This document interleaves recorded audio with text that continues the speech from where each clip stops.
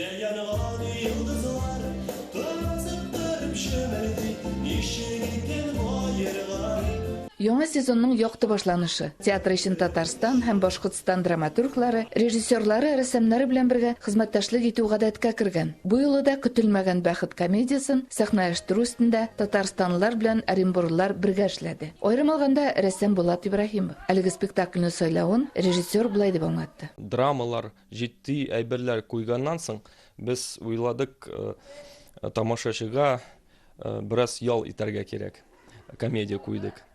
Музыка белән сугарылган комедия килеп чыкты. Сәхнәдә Оренбург тандемы, җырларның авторы һәм композиторы җирле сталар. Артистларга рольләрне уңышлы башкаруда композитор Рамил Харисов музыкасы да ярдәм итте дип саный режиссер. Бир җырның авторы да Оренбурлы Мансур Сагдиев.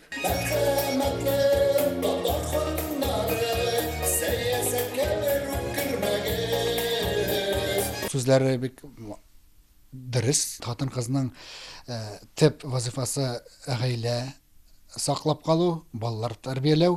Драматург Мансур Гыйләҗев фикере буенча татар гаиләсе юкка чыгып бара. Мисал өчен, Рәмзия бик та депутат булырга тели. Өенә дә кайтып керми, игезәк уллары тормышы белән дә кызыксынмый. Ирендә дә эше юк. Әнигә, аларны әбиләре тәрбияләсен дигән фикердә ул. Олы яшьтәге кешене уйнар өчен актрисага прототип кирәк була. Апам инде булыштык как-то.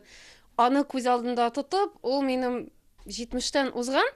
Но аңа 75-не биреп булмый. Шуны күз алдында тотып, мин бит теге үземне бик нык картайта алмыйм. Шуңа күрә минем әбием шундый ул яшьләр кебек.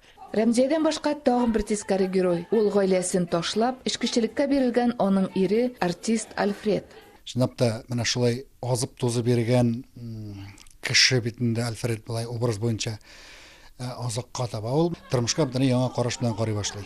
Яңа караш башкаларда да барлыкка килә. Тамаша менә шундый ыгы-зыгы ниһаять көтелмәгән бәхет белән тәмамлана. Дөньяга өч игезәк ныклары туа. Мансур Гыйләҗев әсәре буенча куелган көтелмәгән бәхет спектаклен театр Татарстан, Казахстан, Астрхан гастрольләрендә фестивальләр арасында куя. Бу юбилейлар сезоны. Декабрьдә театр ачылуына 25, Оренбургта беренче татар театраль труппа оешканга 110 ел тулачак. Оренбургтан Фируза Абсалямова, Ильяс Хаялин, Яңа гасыр каналы.